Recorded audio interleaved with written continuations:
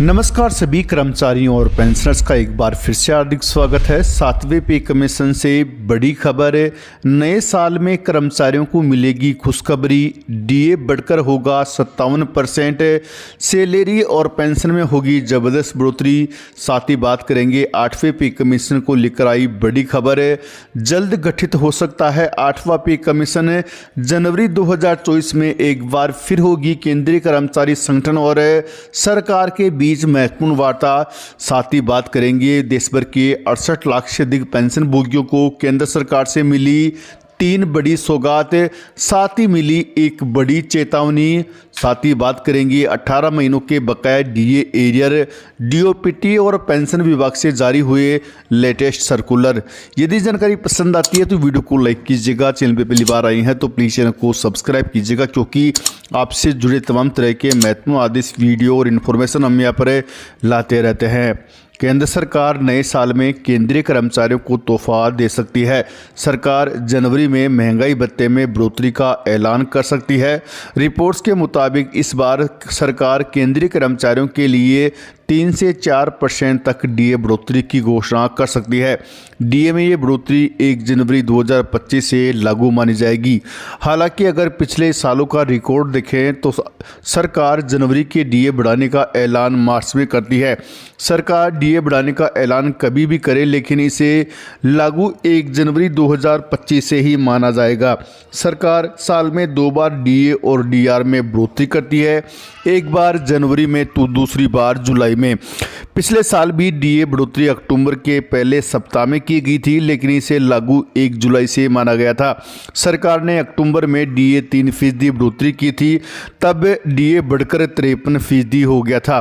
इससे पहले मार्च 2024 में डीए में 4% की बढ़ोतरी की गई थी, तब महंगाई भत्ता 4% बढ़ने से बेसिक पे का 50% हो गया था। अब डीए बेसिक सैलरी का 53% है। साथ ही पेंशनर्स के लिए महंगाई राहत यानी डीआर भी 53% है। डीए और डीआर हर साल 2 बार बढ़ाए जाते हैं।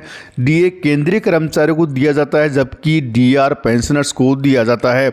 अगर सरकार 4% डीए बढ़ाती है तो डीए बढ़कर 57% होगा। अगर सरकार नए साल में डीए 3% बढ़ाती है तो ये बढ़कर 56% हो जाएगा। वहीं आपको जानकारी के लिए बता दें कि हाल ही में संसद के मानसून सत्र के दौरान केंद्रीय वित्त राज्य मंत्री पंकज चौधरी ने स्पष्ट किया कि सरकार कोविड-19 महामारी के दौरान रोके गए 18 महीनों के डीए और डीआर के बकाया को जारी करने की संभावना नहीं देख रही है। मंत्री पंकज चौधरी ने एक सवाल के जवाब में कहा कि सरकार केंद्रीय कर्मचारियों और पेंशनर्स के 18 महीनों के डीए और डीआर बकाया को जारी करने पर विचार नहीं कर रही है, जिसे कोविड-19 के दौरान रोका गया था। कोविड-19 महामारी के कारण आर्थिक परेशानियों के चलते जनवरी 2020, जुलाई 2020 और जनवरी 2021 की 3 किस्तों को रोका गया था। केंद्रीय कर्मचारी संगठन लंबे समय से इस बकाया डीए एरियर को जारी करवाने का प्रयास कर रहे थे, लेकिन अब सरकार के द्वारा स्पष्ट कर दिया गया है कि बकाया डीए एरियर नहीं दिया जाएगा। वहीं अगली बड़ी खबर की बात कर ले तो सेवानिवृत्त सरकारी कर्मचारियों के लिए एक बार फिर से राहत भरी खबर सामने आई है।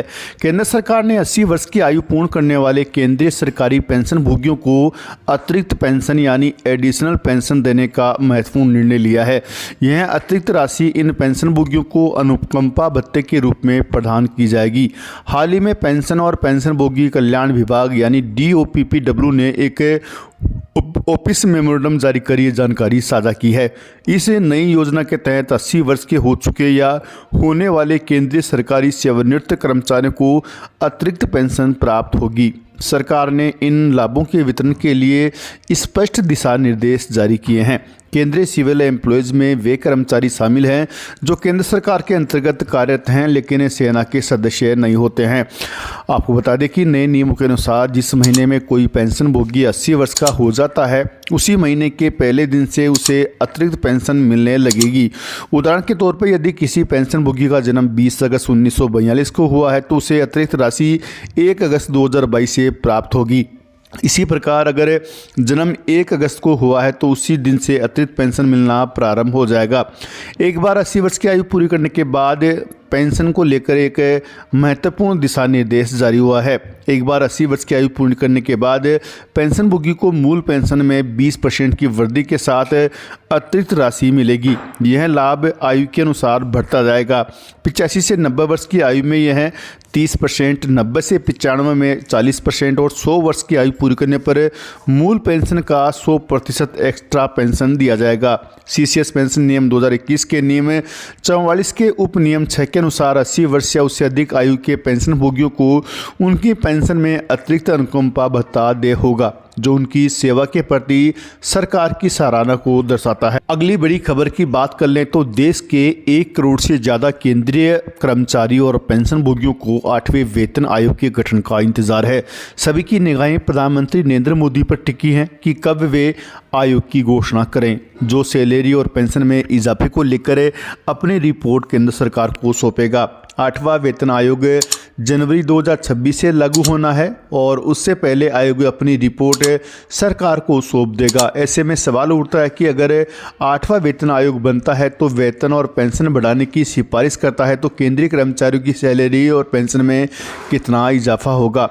वैसे तो अभी तक सरकार की ओर से 8वें वेतन आयोग को लेकर कोई आधिकारिक घोषणा नहीं की है, लेकिन कयास लगाए जा रहे हैं कि 1 फरवरी 2025 को पेश होने वाले आम बजट में सरकार इसका ऐलान कर सकती है। आयोग का गठन होने के बाद यह देश के मौजूदा आर्थिक हालात और अर्थव्यवस्था की स्थिति को देखते हुए वेतन पेंशन में बढ़ोतरी को लेकर केंद्र सरकार के अपनी रिपोर्ट भेजेगा, जिस पर अंतिम फैसला सरकार को करना होगा।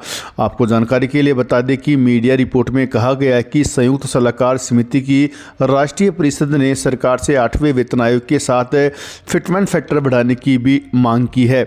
7वें वेतन आयोग में फिटमेंट फैक्टर 2.57 था, जिसे इस बार बढ़ाकर 2.86 करने की मांग की जा रही है। फिटमेंट फैक्टर के आधार पर ही वेतन आयोग लागू किया जाता है और सैलरी व पेंशन में इजाफा होता है। अगर आप 7वें वेतन आयोग का कैलकुलेशन करें तो देखेंगे कि इसे लागू होने से पहले न्यूनतम बेसिक सैलरी सिर्फ 7,000 रुपये थी। 7वें वेतन आयोग में फिटमेंट फैक्टर 2.57 कर दिया गया था, जिससे सैलरी में ज़बरदस्त बढ़ोतरी हुई। सैलरी 7,000 रुपये से बढ़कर 18,000 रुपये हो गई थी। वहीं न्यूनतम पेंशन भी बढ़कर 9,000 रुपये हो गई थी। अब चर्चा ये चल रही है कि सरकार 8वें पे कमीशन को लेकर आखिरकार कब ऐलान कर सकती है। तो आपको जानकारी के लिए बता दें कि बजट 2025 से पहले केंद्र की नरेंद्र मोदी सरकार के द्वारा 8वें पे कमीशन को लेकर कुछ बड़ा ऐलान किया जा सकता है। वहीं आपको जानकारी के लिए बता दें कि जनवरी 2025 में केंद्रीय कर्मचारी संगठन के प्रतिनिधियों और सरकार के बीच एक महत्वपूर्ण वार्ता होनी है।